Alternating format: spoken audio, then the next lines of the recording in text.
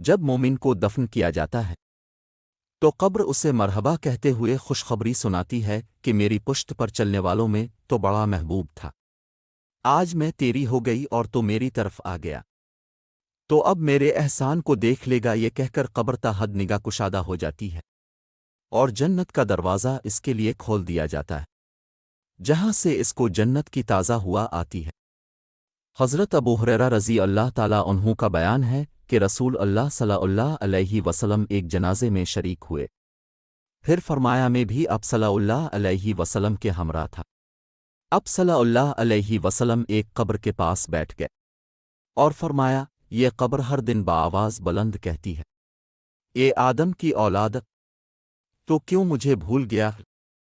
کیا تجھے یہ معلوم نہیں کہ میں تنہائی کا گھر، غربت کا گھر، وحشت کا گھر، کیڑوں مکڑوں کا گھر ہوں؟ میں بہت تنگ گھر ہوں، مگر اللہ جس کے لیے کشادگی کا حکم فرمائے گا اس کے لیے کشادہ ہو جاؤں گی۔ اس کے بعد اب صلی اللہ علیہ وسلم نے فرمایا اے قبر، تو آ تو جنت کا چمن ہے یا پھر آگ کا ایک تنور؟ حضرت ابو حجاج رضی اللہ تعالیٰ عنہ سے روایت ہے کہ رحمت عالم صلی اللہ علیہ وسلم نے فرمایا مردہ جب قبر میں رکھا جاتا ہے تو قبر اس کو کہتی ہے اے ابن آدم، تو ہلاک ہوا، تجھے کس چیز نے مجھ سے دھوکے میں رکھا؟ کیا تجھے معلوم نہ تھا کہ میں فتنہ، تاریکی اور کیڑوں مکڑوں کا گھر ہوں؟ تجھے کس چیز نے مجھ سے بہکا کر نڈر کر دیا اور تو میری پشت پر خوب اکڑ کر چلتا تھا؟ اگر وہ مردہ نیک ہوتا ہے تو اس کی طرف سے قبر کو جواب دینے والے جواب دیتے ہیں، اے قبر تو دیکھ تو صحیح اس کے اعمال کیسے ہیں، یہ اچھائی اختیار کرتا تھا اور برائی سے باز رہتا تھا۔ یہ سن کر قبر کہتی ہے بے شک یہ نیک تھا، اب میں اس کے لیے سرسبز بد امال مردے سے قبر کہتی ہے تجھے میری تاریکی، میری وحشت، میری تنہائی اور تنگی اور میرا غم یاد نہیں رہا۔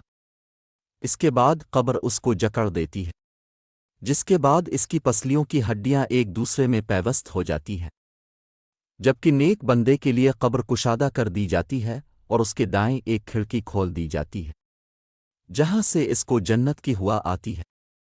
اللہ پاک ہم سب کو قبر کے عذاب سے بچائے اور ہم کو نیک عمال کرنے کی توفیق عطا فرمائے، آمین یا رب العالمین۔ مردے کا جسم اس وقت منور ہو جاتا ہے اور اس کی روح اللہ تعالیٰ کی طرف بھیج دی جاتی ہے۔